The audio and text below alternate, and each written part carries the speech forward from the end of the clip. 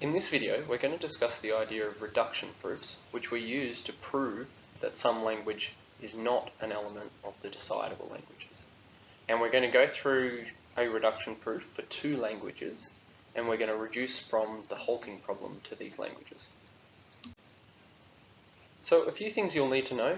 You'll need to understand the halting problem definition, what I mean by that as a language decision problem. And you'll need to remember that the halting problem is semi-decidable, but we know that it's also not decidable. And you should remember from the lectures the basic idea of how reduction proofs work, and you should have gone through at some point beforehand the reduction from the halting problem to the halting on the empty string problem to show that the halting on the empty string problem must not be decidable, because we know that the halting problem is not decidable. And that's what we're going to go through in this video and revise again.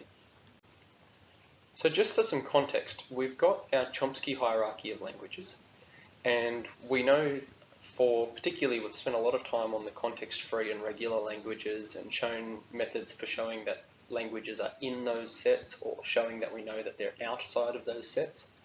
And now we're looking at the semi-decidable and decidable languages. And we have a few methods for showing that we're in the set, but what we're concerned about in this video is showing methods for showing that a language is outside of that set. So in this video, we're only going to cover reductions for the decidable languages, and in the next video, we'll cover reductions and closures for the semi-decidables. So let's go through some intuition first on the idea of a reduction. So basically, a reduction is a procedure that we define for turning instances of one problem, let's say P, through some sort of algorithmic procedure into instances of another problem, P dash.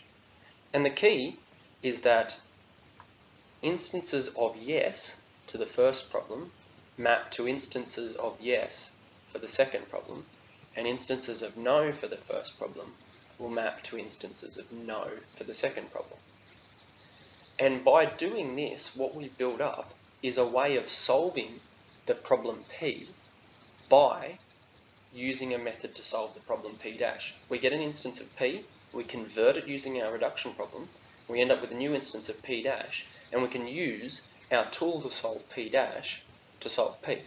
Now this is a common approach in computer science in general, but what we'll talk about later is another less intuitive way to use this to prove some useful things. But just to get your head back around reduction, let's say we have a language of binary integers, and our language is the binary integers, so the bin ints, that are divisible by 4.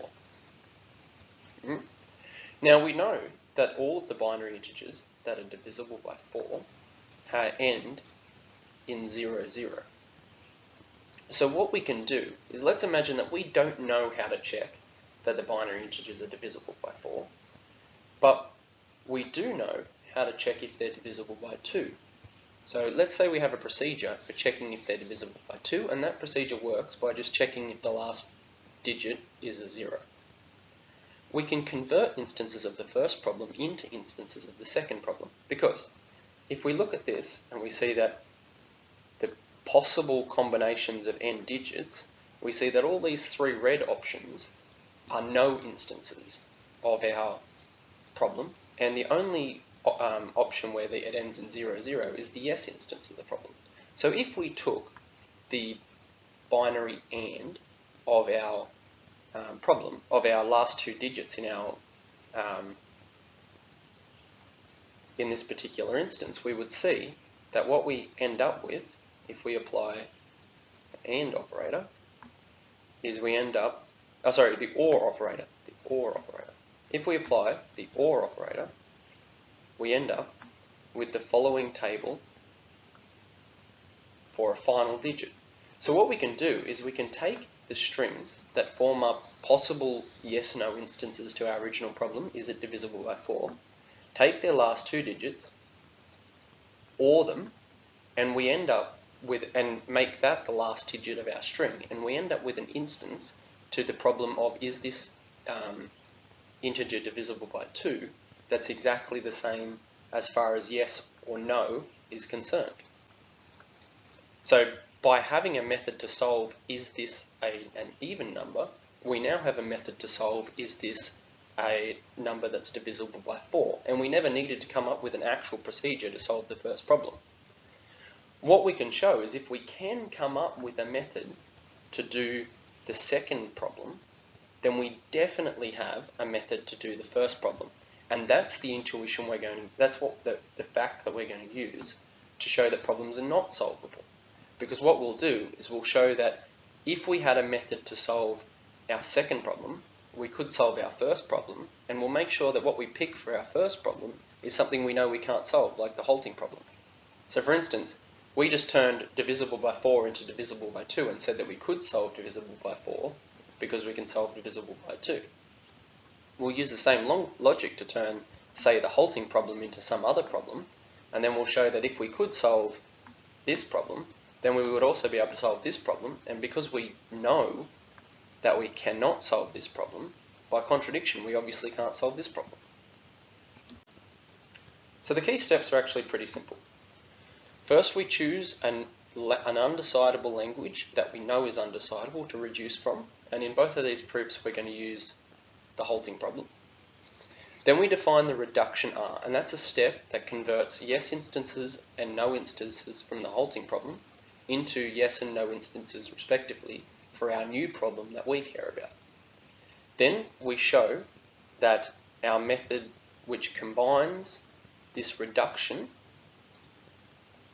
so we reduce H and turn it into something else, and we combine that with an assumed machine which can decide our new problem, and we show that this is correct. And once we've done that, we've proven that our second problem is not decidable because we know that the halting problem is not decidable.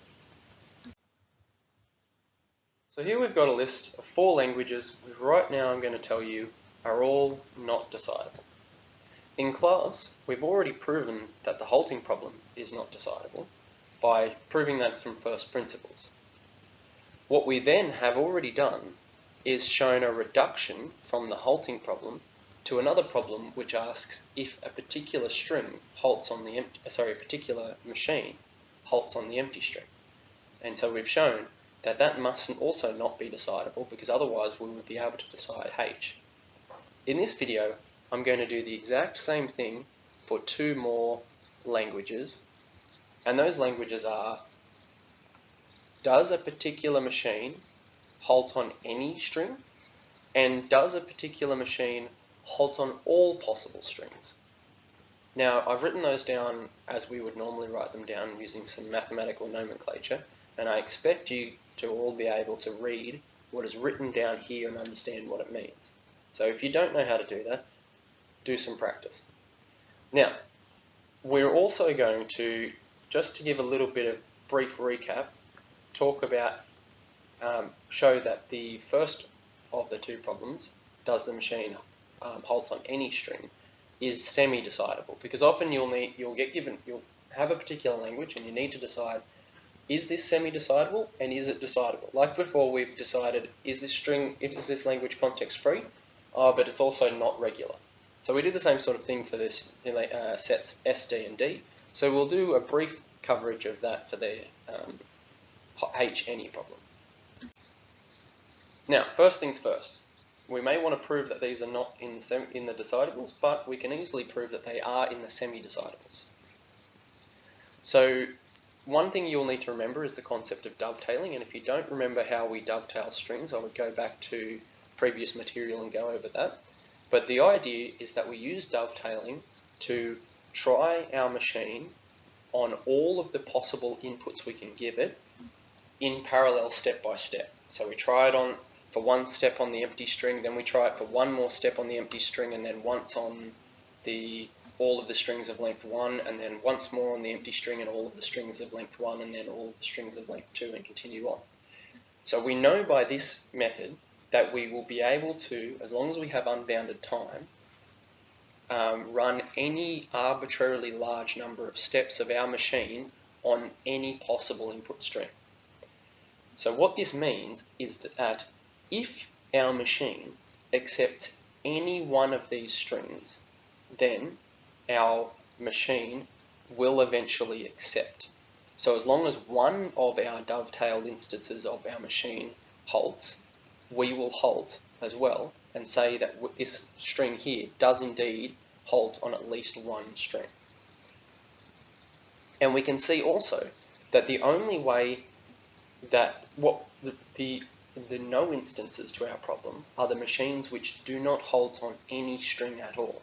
So we know that even when we dovetail, in this case, our machine that is running M interleaved on all of its possible strings will also never halt, because each of those particular instances is going to be running forever. So we know that our new machine, which dovetails M, will accept if and only if M halts on at least one string.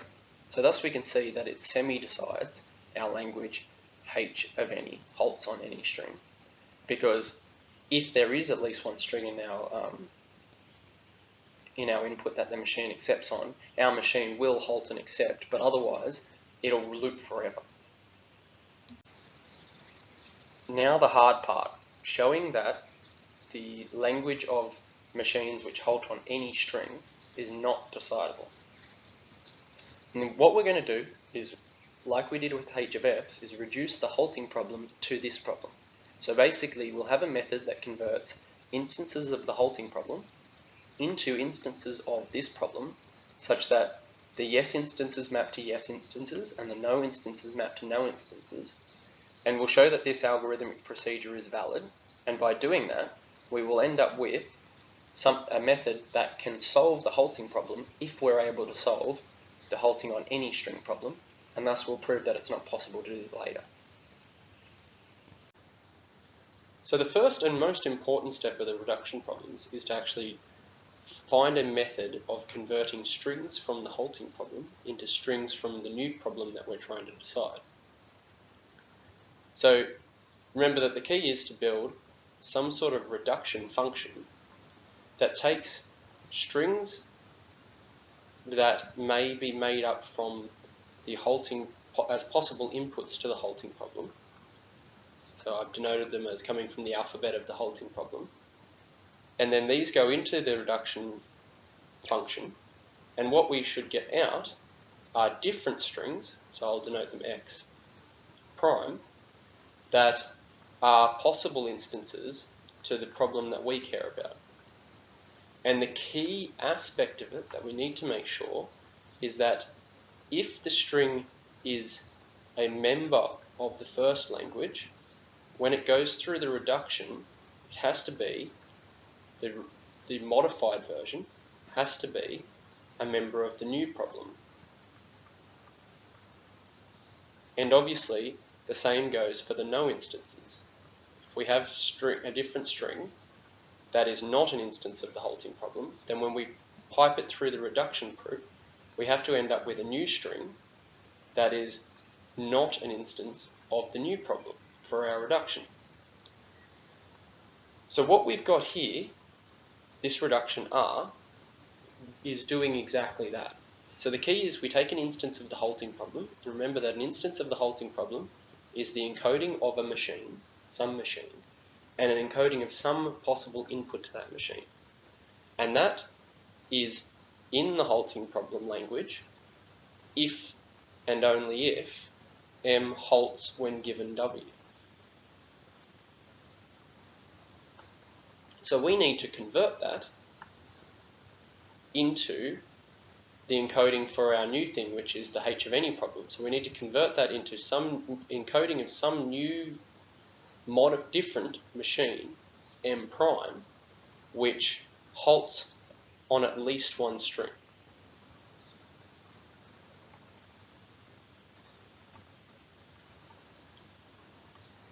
And the key element as well is that if we started with a string that started with the encoding of a machine and string over here that did not halt, we need to produce a new machine M prime which doesn't halt on any strings at all. So that's what this reduction does. What we do is we take our pair of m and w from the original halting problem, and we construct a new machine, and we'll call this machine m hash.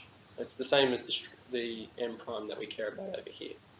And the way m hash will operate is it'll take its own input. So it has its own input string, in this case x. But the key is that this may not be the same string as the w over here. When it reads its own input, it'll first check if it's equal to w. And we know we can do this because when we constructed the machine from the original instance, this particular machine was constructed from one and only one potential instance to the halting problem. So it knows this w and it knows this m as sort of parameters of itself. So it first checks if the new input it's been given is equal to the input string it was constructed with.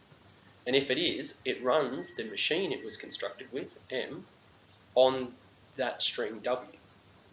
If the string it was given itself, x, did not equal w, then our new machine, m hash, will just loop forever. And the reduction algorithm procedure will spit out the encoding of this m hash. And the key thing is, if our original machine halted on w, then this new machine will halt on at least one string. And that string is the input w itself. So when m hash is given w, it will run the original machine m on w and obviously therefore halt. So we can see that the yes instances of the halting problem map to yes instances of the h any problem using this reduction. We can also see that if the original string that we got from as a potential input to the halting problem encoded a machine that did not halt on its particular string, then our new machine, m hash, will not halt on anything. Because for everything that doesn't equal w, our machine loops forever, and when it is given a string that equals w, it will run m on w, and this, by definition, did not halt. So we can see that the yes instances map to the yes instances, and the no instances map to the no instances. So that's the key thing. And that's how you need to build your reductions, and that's the meat of the reduction proof every time. So now we run into the contradiction part that helps us prove the statement that we wanted to prove in the first place.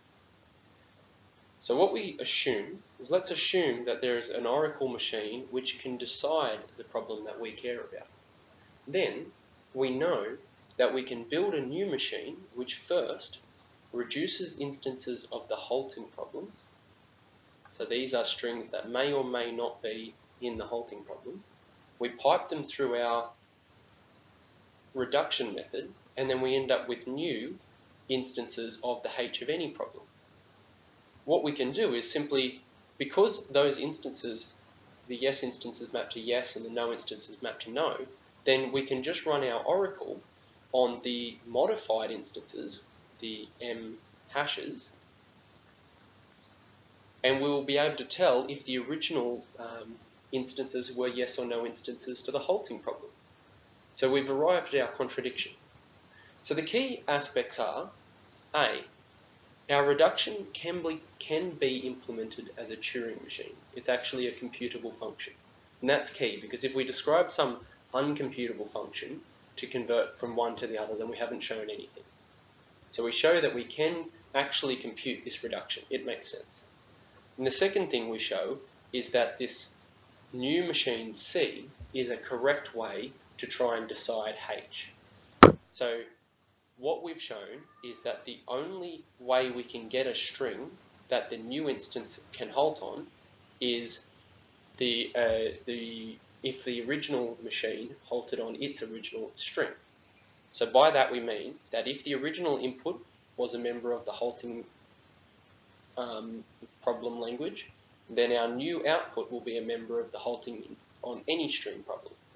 And if our original input was not a member of the halting problem language, then our output will not be a member of h of any.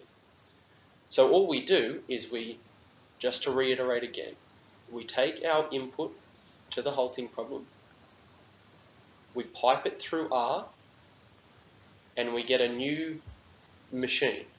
Then we run our oracle, which can decide if that machine will accept any possible input string. If that spits out a yes, then we know, because of the way we constructed R, that the original thing we cared about must have halted on W. So we can answer yes to the halting problem.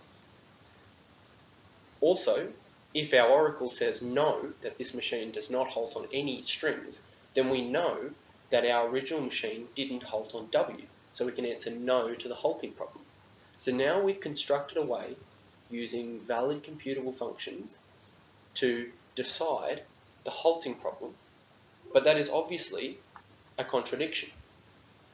So by that, our only assumption that we made at the start that could be false is that this oracle can exist. Because that oracle clearly can't exist by contradiction, we know that there is no way to decide the halting on any string problem. And that's the conclusion of our proof.